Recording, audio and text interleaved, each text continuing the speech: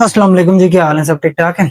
अक्सर पेशेंट्स हमसे सवाल करते हैं कि जी आप रूट कनाल ट्रीटमेंट 2 चक्करों में या 3 विजिट्स में या 4 विजिट्स में क्यों करते हैं? इसको सिंगल विजिट में क्यों नहीं करते? तो आज मैं आपको बताऊंगा वो केसेस जिनका रूट कनाल ट्रीटमेंट हम सिंगल विजिट में कर सकते हैं। सबसे पहले है एक्यूट प्रोपाइटिस। पहले समझ लें एक्यूट प्रोपाइटिस होता क्या। जब भी हमारे दांत को कीड़ा लगता है, वैसे बेहतर तो यही है अगर आपके दांत को कीड़ा लग जाए तो आप उसको जितना जल्दी हो सके उसकी फिलिंग करवा लें।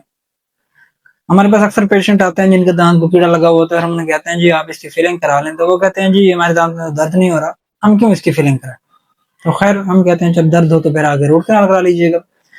जब आपके दांत को कीड़ा लगता है और वो आहिस्ता आहिस्ता जब दांत के नरम हिस्से जिसको हम डेंटल पल्प कहते हैं उस तक पहुंचता है तो आपको स्वेयर शार्प पेन होता है जो थोड़े टाइम के लिए रहता है, लेकिन स्वेयर होता है, शदीद होता है।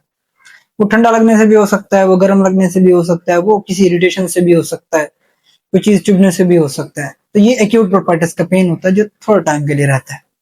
तो अगर आपके दांत में कीड़ा लगा हुआ है और आपने उसको फिलिंग नहीं करवाया था और अब आपको इस तरह का पेन हो रहा है तो आप जल्दी से अपने डेंटिस्ट के पास जाएं, उसे कहें जी इसका रूट कैनाल ट्रीटमेंट आप कर दें।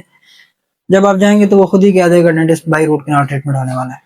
तो ऐसे केसेस का treatment, root canal treatment single visit हो सकता है। दूसरे केसेस ट्रॉमा के केसेस, आपको कोई चोट लगी, आप गिर गए या आपका किसी से झगड़ा हुआ, तो उसमें अगर आपका दांत का ऊपर वाला हिस्सा जिसको हम क्राउन कहते हैं वो टूट गया और जो अंदर वाला नरम हिस्सा है जिसको पल्प कहते हैं वो एक्सपोज हो गया, तो अब ये आपका दांत रूट कैनाल का कैंडिडेट है। अब इसकी रूट कैनाल होगी और एज अर्ली एज पॉसिबल आपने करवानी है।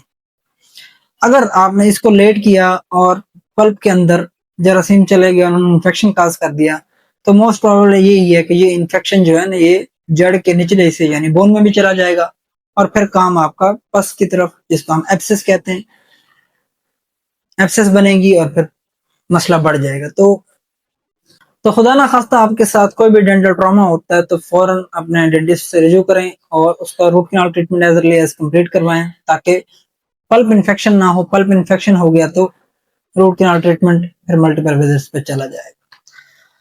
ऐसे केसेस जो क्रोनिक परपाइटिस पे चले जाते हैं, जब आप इग्नोर करते हैं इनिशियल पेन को या मेडिसिन से जुगाड़ लगा लेते हैं, दवाई खा लेते हैं और वो दर्द वक्ती तौर पर खत्म हो जाता है, तो पल्प नेक्रोसिस स्टार्ट हो जाती है। जब पल्प नेक्रोज होती है तो फिर जो इन्फेक्शन है वो आपके बोन में मुंतकिल हो जाता है। फिर वो बोन में जाके क्या करता है, पहले ग्रेनुलोमा बनाता है, उसके बाद एब्सिस बनती है और फिर ये स्वेलिंग हो जाती है बोन के अंदर और मसला बढ़ता जाता है। तो इससे बचाएं अपने आप को। जब भी आपको शुरू में पता चले, सबसे पहले तो यही है कि फिलिंग करवा लें। अगर फिलिंग नहीं करवाई और शार्प पेन हो गया तो as early as possible dentist को अप्रोच करें और अपने रूट कैनाल ट्रीटमेंट करवाएं सिंगल विजिट। वीडियो पसंद है तो इसको लाइक कीजिएगा, चैनल को सब्सक्राइब करें। बहुत शुक्रिया। अस्सलाम वालेकुम।